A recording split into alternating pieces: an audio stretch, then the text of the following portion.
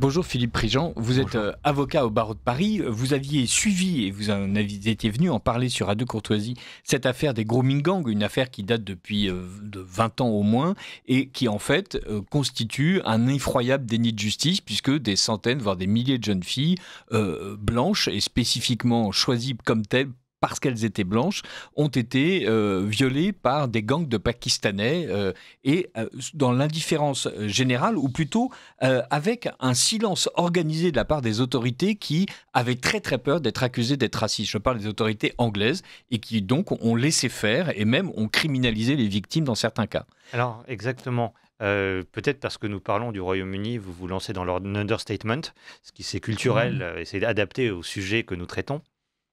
Le sujet est malheureusement encore plus grave que ce que vous décrivez. On ne parle pas de centaines ou de milliers de victimes, malheureusement, ou alors on parle de centaines ou de milliers de victimes par équivalent commune.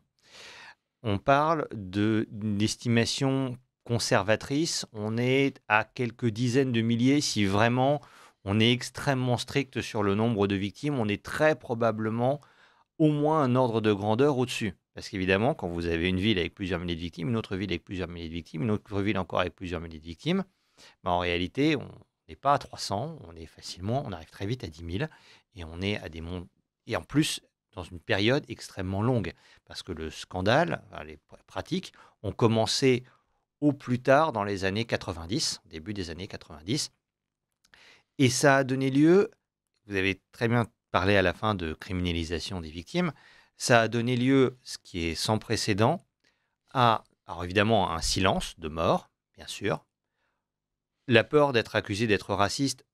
Il faut souvent écouter ce que disent les gens, c'est très intéressant. Une raison pour laquelle en matière pénale on interroge les gens, c'est parce que c'est très instructif. Le propos était, il faut surtout pas faire le jeu de far right, qu'on pourrait plus ou moins traduire par extrême droite.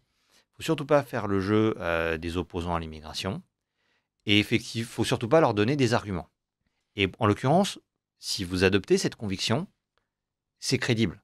C'est-à-dire que si vous estimez que la ligne de fracture fondamentale dans votre pays, c'est pour ou contre l'immigration extra-européenne de masse, ce qui est la ligne de fracture fondamentale désormais au Royaume-Uni, comme ça l'est en France, et dans quasiment tous les pays occidentaux, à ce moment-là, bah oui, effectivement, faut garder le silence, et l'administration britannique est allée bien au-delà du silence. C'est-à-dire qu'on aurait pu imaginer un mécanisme un peu analogue à celui des maisons de tolérance, qui était beaucoup plus encadré, évidemment, qui est dans les bordels, c'est que à l'époque, il y avait des tolérances, ça existait au 19e siècle, par exemple, au début du 20e, mais jamais la police n'aidait les proxénètes. C'est-à-dire que vous arriviez, par exemple, en 1870, en tant que proxénète, en disant « j'ai quelques filles qui se sont échappées ou qui ne veulent plus travailler pour moi ». Est-ce que vous pourriez, vous, policiers, les rattraper ou amener en prison ou faire juger, par exemple, le bonhomme qui a sorti la prostituée du bordel? Le policier vous répondait: non mais vous payez ma tête, on tolère votre activité, c'est peut-être un mal nécessaire, est-ce qu'il faut être abolitionniste ou pas là-dessus? Il y avait déjà un débat, mais jamais le proxénète n'aurait osé demander l'aide de la puissance publique pour mettre en place ces méfaits. Et s'il était resté dans le commissariat en disant « si, je porte plainte, j'insiste », il aurait été chassé du commissariat, probablement de façon un peu brutale. Là, on a abouti à un système qui est très étonnant, parce que l'administration britannique, au sens large, a non seulement couvert, mais a sanctionné des victimes. C'est-à-dire qu'on a eu alors des tombereaux d'insultes vis-à-vis de jeunes filles qui en plus sont mineures.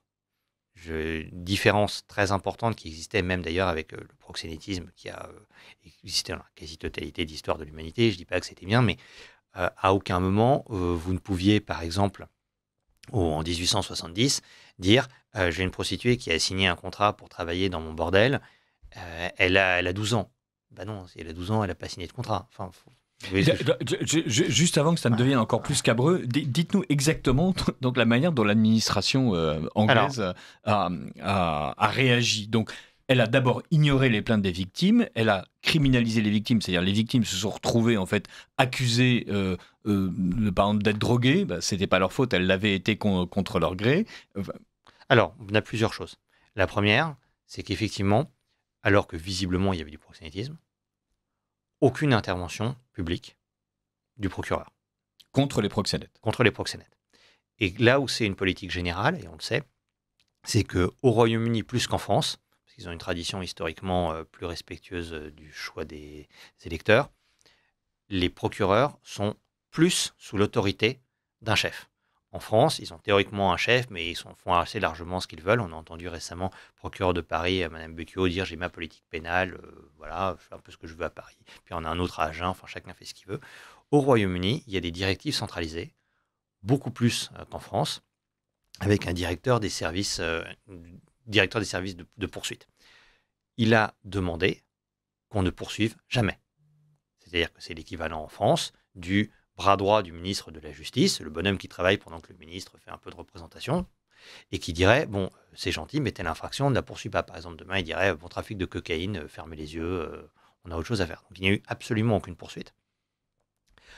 Y compris lorsqu'il y a eu il n'y a pas eu de poursuite, en plus, sur ordre direct de poursuite contre les proxénètes pakistanais. Exactement. Voilà. Il y a eu d'autres... il n'y avait pas de poursuite donc, pour les actes de proxénétisme, ni pour les infractions connexes. Violence en réunion, rapt, menace, extorsion, trafic de drogue, empoisonnement. Le fait de faire consommer à quelqu'un de la drogue, c'est évidemment une forme d'empoisonnement, hein, bien sûr. Toutes ces infractions connexes n'ont donné lieu à aucune infraction. Et il semblerait... Aucune poursuite, effectivement. Lapsus révélateur. Je commence à parler comme un procureur britannique, c'est dramatique. Mais leur logique a été, c'est pas infractionnel. Donc on n'a eu absolument aucune poursuite au Royaume-Uni sur ordre. Semble-t-il, ce qui est inquiétant aussi, sans trop de révolte au niveau local. C'est-à-dire que lorsque vous avez un chef qui donne des ordres, comme dans toute organisation, ça marche aussi à condition que les subordonnés veulent bien obéir. Même quand vous êtes dans une organisation très hiérarchique comme la gendarmerie, il faut bien que les gens aient une sorte de consensus vis-à-vis du chef pour accepter son autorité. Et là-dessus, il y a eu, de la part des procureurs britanniques, un véritable consensus d'accepter ce genre d'ordre. On n'a pas vu de lanceurs d'alerte, on n'a pas beaucoup, très peu, on n'a pas vu de résistance, de gens qui auraient dit « on m'a donné un ordre, je vais désobéir et au pire je serai sanctionné ou chassé, mais je vais désobéir ». On n'a pas vu de la part de la police de massives rébellions de ce type où par exemple ils auraient mis les suspects en équivalent garde à vue où ils auraient quand même mené des enquêtes. Il n'y a pas eu véritablement d'enquête. Les ordres qui ont été donnés ont rencontré une sorte de consensus assez large qui montre que ça n'avait pas l'air de tellement choquer que ça les procureurs ou les équivalents procureurs. Je n'emploie des termes français, mais fonctionnellement, c'est des équivalents de procureurs ou de substituts de procureurs ou d'avocats généraux. Et même lorsqu'il y avait des plaintes, parce qu'il y a eu un certain nombre de plaintes, tout ça a été enterré assez facilement, sans qu'il y ait beaucoup de protestations. Il y a eu des ouvrages qui sont sortis à ce sujet. C'est-à-dire que le scandale des rape gangs, parce qu'on dit grooming, mais c'est se moquer du monde. Enfin, les filles ont été violées, elles sont mineures en plus. Le scandale a donné lieu à des articles, des livres. Il est cité notamment dans un excellent livre que je me permets de recommander à vos auditeurs, qui est L'étrange mort de l'Europe de Murray, A Strange Death of Europe, qui est sorti au début des années 2010. À chaque fois que ces affaires sont sorties, ça a été accueilli dans un silence de mort par les médias britanniques, et ça n'a donné lieu à un consensus bipartisan, parce que ces scandales ont commencé dans les années 90. Non, que ce soit les conservateurs ou les progressistes, les Tories ou les travaillistes, aucun parti politique de quelque bord que ce soit n'a protesté. pourquoi est-ce qu'on en parle aujourd'hui? C'est parce que, en fait, ce scandale a cru, a grossi, les gens ont commencé à réagir malgré tout, on a fini par avoir, non pas des émeutes, mais un violent sentiment, en tout cas de ras-le-bol, vis-à-vis de certaines des communautés installées au Royaume-Uni, avec à chaque fois une espèce de problème de classe, c'est-à-dire que c'était souvent les filles pauvres issus des classes pauvres qui étaient la cible de ces gangs de violeurs et de proxénètes. Et d'ailleurs, on sentait de la part des procureurs et de l'appareil anglais une espèce de mépris de classe. Après tout, ce n'était que du prolétaire blanc qui se faisait massacrer, donc c'était pas bien grave. Donc les prolétaires blancs se sont révoltés, ils ont été réprimés. On se retrouve en 2025 avec Keir Starmer, qui a été d'ailleurs à un moment donné en charge de la justice au Royaume-Uni, et qui vient de faire un virage à 180 degrés et qui, après avoir dit non, il n'y a aucune raison d'enquêter, a enfin accepté qu'une véritable enquête soit menée suite à un rapport qui dénonce l'incurie complète de l'administration britannique pendant plusieurs décennies. Alors, je relativiserai le virage. Parce que déjà, s'il avait vraiment viré, il s'en irait. Ah oui, non, mais ça, vous savez, les hommes politiques disent qu'ils assument, ça veut dire qu'ils restent en place. Voilà. J'assume, je reste en place. J'aimerais que mon adversaire assume, ça veut dire vous devez partir, mais moi j'assume, je reste en place. Donc Keir Starmer ne partira jamais comme aucun de ceux qui ont failli d'une manière générale. Exactement. Alors, effectivement, il y aura peut-être une enquête parlementaire. Déjà, il n'y a pas d'enquête pénale. Or, le fait de couvrir massivement des infractions, en les laissant faire, en les laissant mettre en œuvre, voire de menacer des victimes, au Royaume-Uni comme en France, c'est un délit pénal. Et en France, vous voyez arriver une victime potentielle, vous dites attention, si jamais tu portes plainte, ça peut très très mal se terminer pour toi, c'est un délit. Il n'y a absolument aucun début de commencement d'idée qu'on pourrait mettre en place une sanction pénale contre ces gens-là. Du tout. Donc, il va y avoir potentiellement une enquête parlementaire.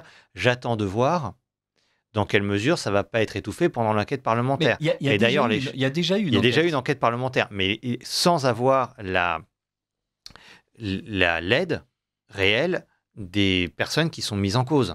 Parce que ce qu'il faudrait faire, c'est aller voir, c'est enquêter très massivement pour voir les ordres qui ont été donnés, tous les emails qui ont pu être envoyés. C'est assez compliqué de faire le ménage dans des emails. Enfin, mon activité normale, c'est avocat d'affaires. Je vois à quel point il est difficile de supprimer des emails et les clients se disent « Ah bah tiens, on avait envoyé ça, on pensait l'avoir mis dans la corbeille. » Donc, il aurait fallu faire ça. Ça, ce n'est même pas à l'ordre du jour. Parce que ce qu'il faudrait se demander, c'est qui a donné des ordres, qui les a acceptés, qui a classé des plaintes. C'est pour ça qu'il faut aller regarder le système informatique. Ce n'est même pas envisagé à ce stade. On va avoir potentiellement des auditions et des discussions, mais je me demande dans quelle mesure ça ne va pas se terminer par une minoration. Et d'ailleurs, vous avez tout à fait raison de façon prudente de commencer par citer cela, en disant il y a peut-être eu des centaines ou des milliers de victimes. On n'est pas du tout dans cet ordre de grandeur. C'est comme si je vous disais qu'en France, il y a quelques milliards d'euros de dettes. On n'est pas à quelques milliards. Plusieurs ordres de grandeur au-dessus. Bon, bien ou en mal, mais on est plusieurs ordres de grandeur au-dessus.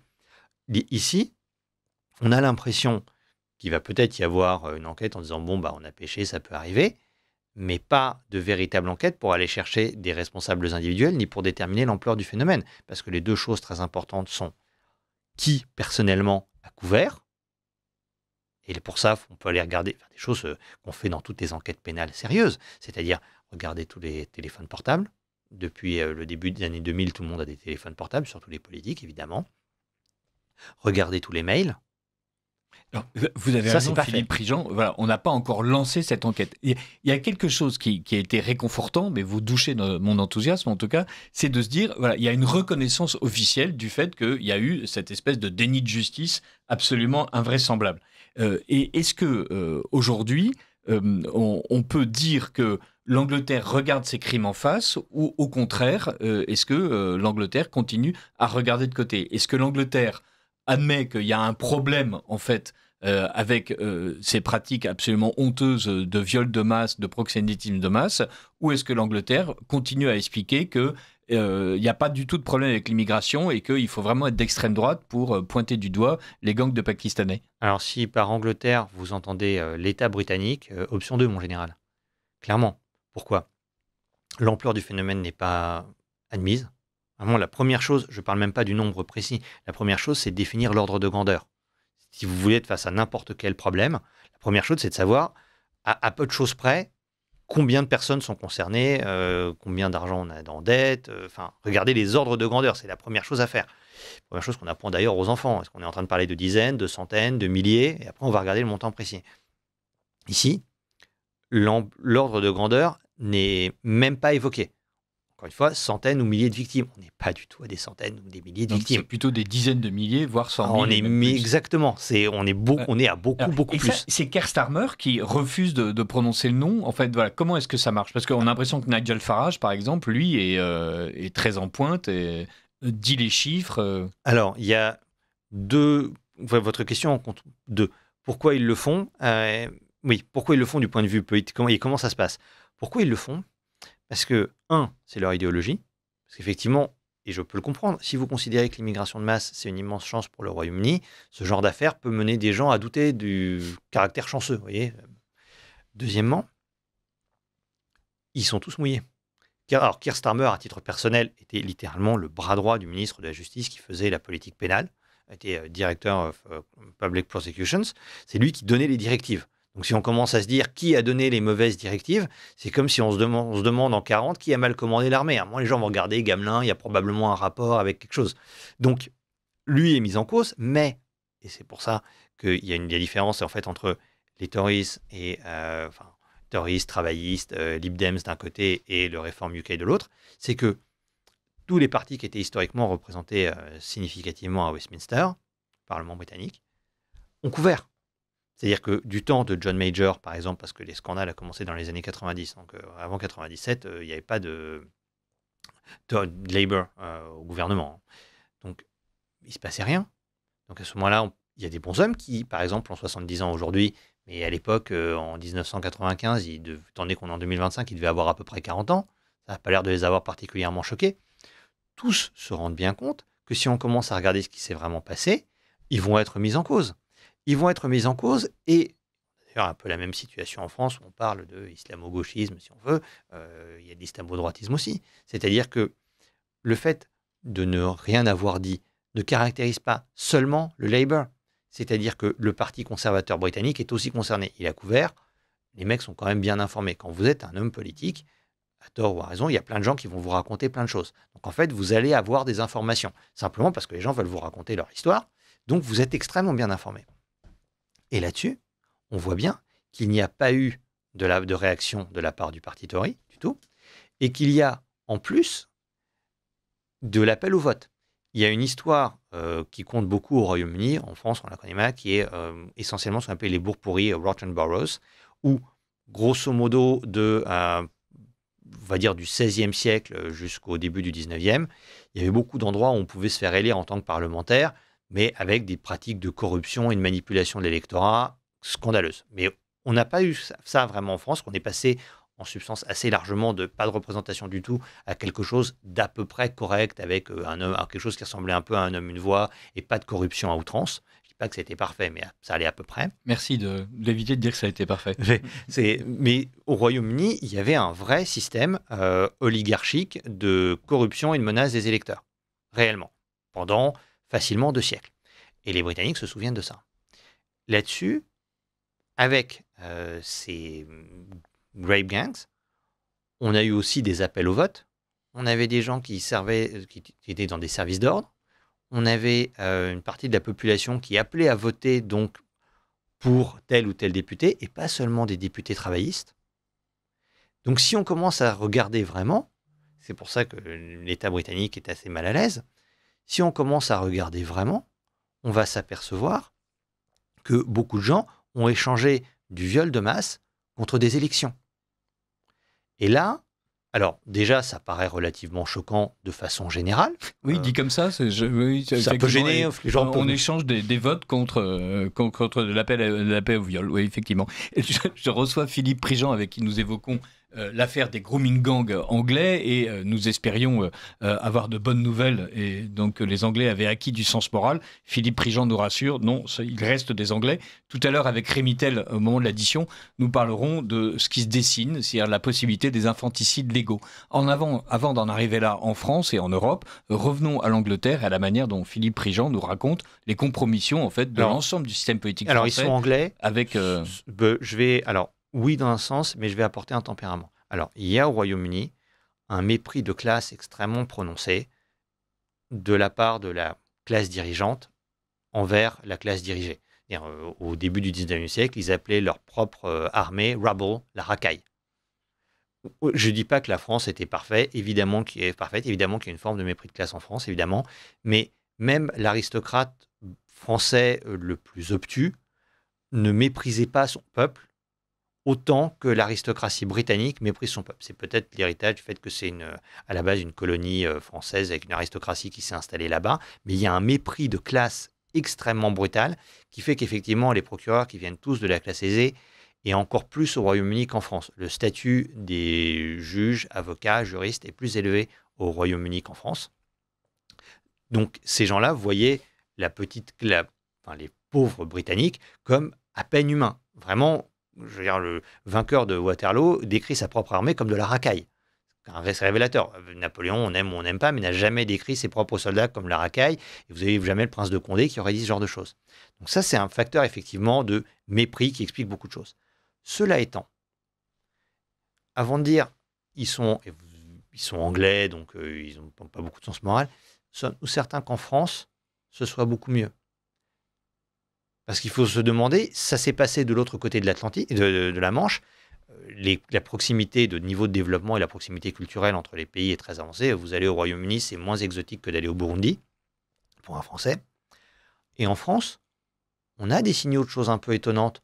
On a des rapports ou des plaintes de gens qui sont à l'aide sociale à l'enfance, qui reviennent et qui visiblement ont été violés ou prostitués sous la contrainte. On a ce genre de choses en France. Il y a des jeunes filles qui se plaignent.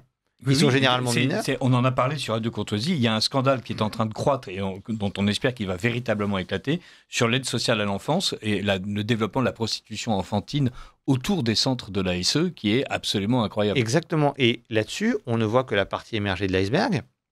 Sommes-nous certains qu'en France, on soit tellement meilleur que les Britanniques? Parce que probablement, alors pour la cuisine, on est clairement meilleur. Pour 2-3 autres choses peut-être. Mais en matière de loi du silence, et y compris, même si ce n'est pas de la même manière, mais de mépris envers le petit peuple blanc. Je crois que c'était ce que disait Gabriel Attal, il y a l'électorat qui roule au diesel et qui prend des clopes. Emmanuel Valls qui parlait des blancos. Emmanuel Valls qui parlait des blancos, exactement. Sommes-nous certains que les bonshommes qui sortent de Sciences Po et d'écoles alsaciennes ne sont pas tout à fait capables d'ignorer les peines du peuple blanc peu aisé et de se dire, écoutez, elle a 15 ans, en même temps, vous ne faites pas d'omelette sans casser des œufs. Il faudrait se demander s'il n'y a pas ce genre de choses en France. Parce que si ça a pu apparaître au Royaume-Uni, nous-mêmes qui sommes quand même culturellement très proches, sommes peut-être exposés. Et quand on parle de l'aide sociale... Il y a certainement, effectivement, une enquête, et d'ailleurs j'espère que vous y mettrez la même conviction que celle que vous mettez dans toutes les causes que vous défendez. Il y a une enquête à mener du côté de l'ASE, mais mon plaisir, c'est quand même de dire du mal des Anglais, donc j'aurais aimé qu'on puisse rester ce matin, en tout cas, sur la manière dont Keir Starmer paraît avoir enfin reconnu le problème des rape gangs, dont l'un des plus fameux opposants qui s'était retrouvé en prison juste parce qu'il avait osé rendre compte des débats où enfin une partie des violeurs s'était retrouvée au tribunal, mais le tribunal avait exigé le huis clos parce que pour des raisons qui nous échappent, il fallait respecter la dignité des violeurs et donc que personne ne sache ce qu'ils se disent dans la salle d'audience et donc Robinson donc s'est retrouvé en prison à l'isolement pour avoir osé expliquer ce qui se passait dans un État démocratique, dans une cour de justice. Et est-ce que peu à peu l'opinion est maintenant ouverte à l'idée de ces rap gangs, ouverte à l'idée qu'il ne s'agit pas d'être raciste, mais juste de dénoncer une véritable injustice. Et est-ce que Nigel Farage est perçu uniquement comme un opportuniste qui profite de cette affaire pour mettre en avant ses convictions anti-immigrationnistes? Quel est l'état de l'opinion en fait en Angleterre? Alors, au Royaume-Uni, pardon. Vous posez une très bonne question parce qu'on est à la veille peut-être d'un basculement. Le système britannique est caractérisé par beaucoup plus de stabilité des partis en place. C'est aussi lié au système électoral qui est assez différent du système français. Et le Reform Party, potentiellement, pourrait devenir soit le parti dominant, soit le principal parti d'opposition, ce qui n'était pas encore il y a quelques années. Et là-dessus, on voit un glissement dans l'opinion publique britannique, puisque, en substance, soit le parti conservateur, soit le parti travailliste, peut-être plutôt le parti conservateur, pourrait être éliminé, littéralement, au profit du Reform UK, enfin devenir une sorte de petit parti à base de LRPS, ce qu'on a en France. Et là-dessus, oui, cette affaire est un des éléments majeurs pour une partie de l'opinion. Mais, on ne va pas se mentir, pour seulement une partie de l'opinion. Encore, on a eu des élections récemment au Royaume-Uni, des élections législatives. Les partis qui voulaient faire la loi du silence ont quand même gagné. Et une bonne partie de l'opinion va vous dire, et ce serait d'ailleurs probablement la même chose en France, mais on va rester sur le Royaume-Uni, une bonne partie de l'opinion vous dirait, bon, c'est potentiellement un problème, mais en fait c'est là que la gravité du problème se retourne contre lui-même. C'est-à-dire que c'est tellement grave, c'est tellement choquant, que ce genre d'affaires vous conduit soit à réviser massivement votre opinion sur l'opportunité de l'immigration de masse, parce qu'au bout d'un moment, c'est trop, soit à la passer sous silence et à réagir par l'incrédulité. Il est très difficile pour les gens de se dire, mais rendez-vous compte de l'ampleur du problème. Et parce que qui serait concerné? C'est notamment la partie relativement aisée au Royaume-Uni, petite bourgeoisie, gens qui vivent dans les villes, se dire, mais en fait, on professe de façon générale un féminisme exacerbé et on accepte des pratiques qui, au Moyen-Âge, auraient paru particulièrement barbares et arriérées. Donc, il est probable, au moins pour l'instant, qu'une bonne partie, peut-être pas majoritaire, mais de l'opinion britannique, réagisse en faisant la politique de l'autruche. Et du point de vue culturel, les Britanniques sont très à l'aise pour faire semblant qu'il ne se passe rien et just pretend everything is perfect. C'est tout à fait possible, malheureusement. Donc c'est tout à fait possible, parce que voilà, Nigel Farage, effectivement, a remporté de nombreuses élections locales, voilà, et on va voir comment ça va se passer. Dans la minute qui nous reste, Philippe Prigent, est-ce que les avocats britanniques se sont mobilisés? Est-ce qu'il y a des mouvements citoyens qui ont décidé que finalement, il fallait prendre fait et cause pour les victimes? Alors, il y a des avocats britanniques qui ont agi. Là-dessus, le système britannique est assez différent du système français. Le contrôle du procureur est encore plus fort sur le fonctionnement de l'action publique au Royaume-Uni qu'en France. Donc, si le procureur a décidé qu'il n'y allait rien se passer, il n'y a pas autant de mécanismes qu'en France de constitution avec partie civile. C'est beaucoup plus difficile. Et pour l'instant, deux choses. Un, les procureurs maintiennent d'une main de fer largement le silence, parce que sinon, il devrait y avoir plein de procédures judiciaires. Deux, et vous faisiez une allusion très intéressante à l'ordre de garder le silence qui a été intimé à Tony Robinson et qui a mené à son incarcération, les juges maintiennent la loi du silence. Or, les juges au Royaume-Uni ont un pouvoir discrétionnaire, je ne dis pas que c'est parfait en France, mais bien plus fort encore qu'en France. C'est-à-dire que s'ils veulent imposer le silence, ils le peuvent. Et si à un moment, ils veulent dire à un avocat, je vous interdis de parler de ça, sinon, un, vous allez être radié, deux, vous allez être incarcéré, ils le peuvent. Ça encourage à une certaine modération quand vous savez que le bonhomme peut vous mettre en prison. Bon, merci beaucoup Philippe Prigent, et j'espère que nous pourrons revenir à cette antenne sur ce sujet qui est absolument passionnant et terrifiant.